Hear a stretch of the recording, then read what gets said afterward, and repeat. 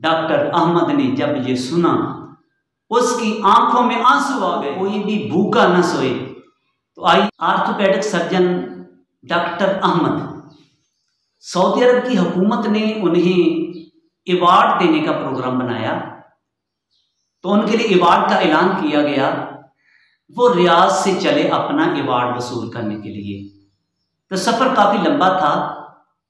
तो जहाज़ के ज़रिए सफ़र शुरू किया, लेकिन रास्ते में जहाज़ में कोई ख़राबी पैदा हो गई।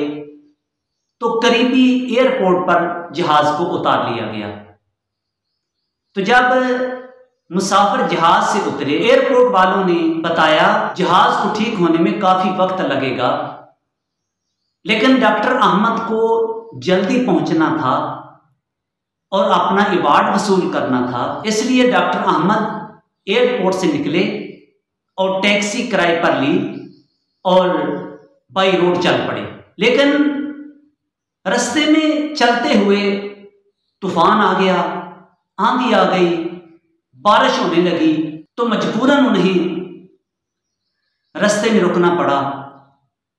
और आंधी इतनी थी कि दिन के वक्त अंधेरा छा गया। अब डॉक्टर अहमद ने गाड़ी एक साइड पे लगाई तो क्या देखते हैं, दूर से रोशनी नजर आ रही है। वो वहां करीब जाते हैं तो एक मकान था। तो मकान का दरवाजा खटखटाया तो एक बूढ़ी अम्मा ने आके दरवाजा खोला। जब उन्हें बताया तो बूढ़ी अम्मा उन्हें अपने कमरे में ले गई, लेकिन उसकी जबान हरकत कर रही है। वो अपनी जबान से जैसे कुछ पढ़ रही है या कोई अल्फाज अदा कर रही है। डॉक्टर अहमद ने उस बूढ़ी अम्मा से पूछा कि क्या वजह है, मैं देख रहा हूं कि जब से तुम बैठी हो परेशान नजर आ रही हो और जबान से कुछ अल्फाज बोल रही हो। तो अम्मा ने कहा कि मेरा एक यतीम पोता है, उसे ऐसी बीमारी लाहक हो गई है कि मैं उसे कई डॉक्टरों के पास लेके गई, लेकिन उसका इलाज करने से कासर रहे, कोई उसका इलाज नहीं कर सका। और मुझे ये बताया गया कि अल रियाज में एक डॉक्टर अहमद नामी शख्स है, वो इस बीमारी का इलाज कर सकता है, लेकिन मैं वहां नहीं पहुंच सकती थी, इसलिए अपने यतीम पोते को लेके घर आ गई और सिर्फ इसके लिए अब दुआएं करती हूं अल्लाह ताला की बारगाह में कि अल्लाह तबारक व ताला इसको शफा अता फरमाए।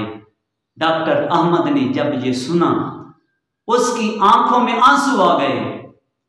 उसने कहा, अम्मा तूने अल्लाह ताला की बारगाह में ऐसी दुआ की है कि तेरी दुआ अल्लाह ताला की बारगाह में फौरन मकबूल हो गई है।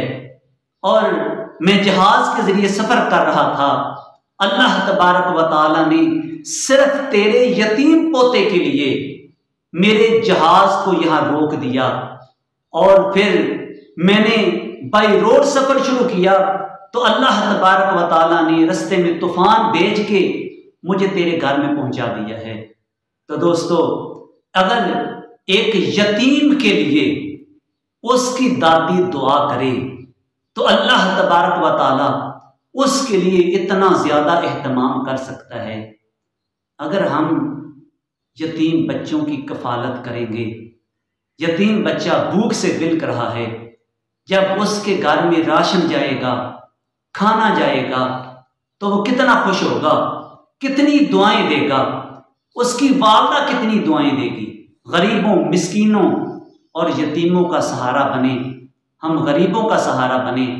हम कोशिश करें कि कोई भी शाम को भूखा न सोए, रात को कोई भी भूखा न सोए।